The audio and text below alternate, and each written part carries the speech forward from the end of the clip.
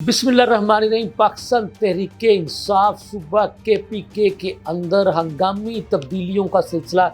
जारी है। ये तब्दीलियां पंजाब की तहरीक इंसाफ की तंजीम में भी रूनुमा होने जा रही हैं। और ये तब्दीलियां क्या होंगी, तहरीक इंसाफ KPK के अंदर और पंजाब के अंदर किस किस को नई जिम्मेदारियां देने जा रही है, तब्दीलियों की वजह क्या बनी। और कल आपके इल्म में है कि 28 जनवरी है और कल हुकूमती मुज़ाकराती कमेटी ने तहरीक इंसाफ की मुज़ाकराती कमेटी को बुला रखा है। कल के क्या सूरत हाल है, तहरीक इंसाफ जाएगी नहीं जाएगी, ये सारी तफसीलात आपको आज के इस व्लॉग में बताऊंगा। लम्हा न्यूज़ के साथ मैं हूं आपका मेज़बान शहजाद मलिक। नाज़रीन,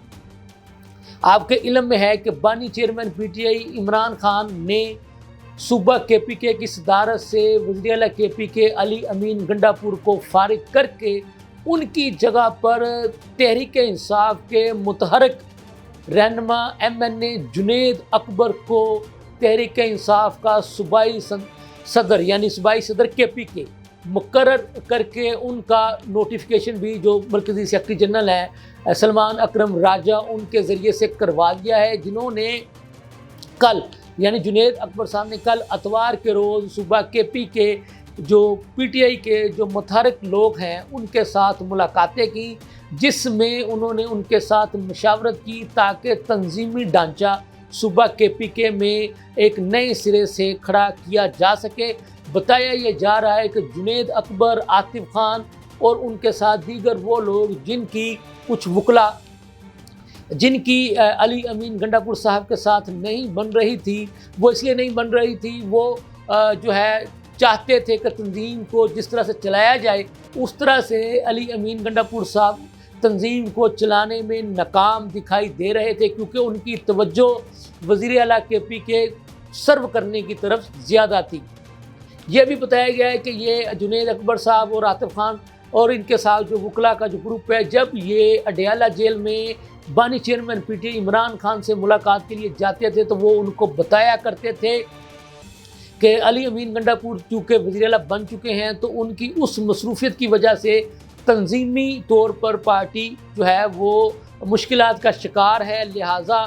उनसे वो ओहदा वापस ले लिया जाए। तो अब चूँकि अली अमीन गंडापुर साहब से सूबाई सदारत का ओहदा वापस लिया जा चुका है, जुनेद अकबर साहब ने पार्टी सदारत संभाल ली है। पार्टी सदारत संभालने के बाद उन्होंने वहाँ के जो पेशावर के KPK जो मुतहरक लोग हैं उनके साथ मेल मुलाकातों का मशावरत का सिलसिला भी शुरू कर दिया है, जिनको वो अनकरीब जो है वो मुख्तलिफ ओहदे भी देंगे, जिसका नोटिफिकेशन फिर वो जारी करना शुरू कर देंगे। हमें यह भी बताया गया है कि आलिया हमज़ा, आपको पता है कि उन्होंने 9 मई के वाक़यात के बाद एक लंबा अरसा जेल में गुजारा है और MNA का इंतखाब भी उन्होंने जनरल नशिस्त से लाहौर से लड़ा था। जो MNA हैं जनाब हमज़ा शहबाज शरीफ साहब, उनके मुकाबले में अंदरून शहर की नशिस्त थे। तो आलिया हमज़ा साहिबा के बारे में बताया जा रहा है कि उन्हें पंजाब में हो सकता है कि जैसा कि आपको पता है कि पंजाब की वैसे तो जो सदर हैं वो यासमीन राशिद साहिबा हैं, तो चूँकि वो पाबंद सलासल हैं, जेल में हैं, तो PTI पंजाब का आपको पता है कायम काम जो सदर हैं वो मियाँ हमाद अज़हर हैं। तो हो सकता है कि जब तक वो यासमीन राशिद साहिबा जेल में हैं तो हमाद अज़हर के साथ आलिया हमज़ा को PTI का जनरल सेक्रेटरी पंजाब मुकर्रर कर दिया जाए, ताकि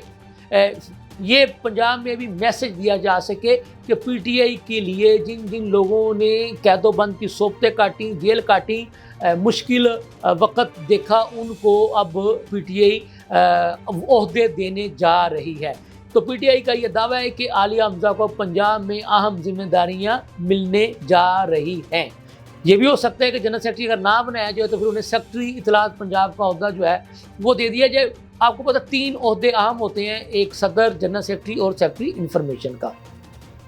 अगली खबर आपको पता है कि वो ये है कि कल 28 जनवरी है और कल आपको पता है कि जो स्पीकर ने तहरीक इंसाफ के साथ जो मुज़ाकरात का सिलसिला शुरू कर रखा था, तो उसकी चौथी मीटिंग का जो है इनेकाद कल होना है। تو تحریک انصاف والوں سے حکومتی مذاکراتی کمیٹی کے ترجمان سینیٹر عرفان صدیقی نے درخواست بھی کی تھی کہ آپ یک طرفہ مذاکرات کو ختم کرنے کی بجائے کل جو ہم نے میٹنگ بلائی ہے اس میں آئیں، جو آپ نے تحریری مطالبات ہمیں دیے تھے ان کا تحریری جواب ہم سے لے کر کے جائیں۔ اب دیکھنے والی بات یہ ہے کہ کل کی میٹنگ میں تحریک انصاف شرکت کرتی ہے یا نہیں، یہ ایک اہم نوعیت کی میٹنگ ہوگی۔ اگر کل کی میٹنگ میں تحریک انصاف شرکت نہیں کرتی تو پھر اس کا مطلب ہے کہ مذاکرات ٹائم فش ہو جائیں گے باضابطہ طور پر۔ یہ تھی اب تک کی تازہ ترین سیاسی صورتحال۔ اس کے ساتھ ہی مجھے اجازت دیجیے، اللہ حافظ۔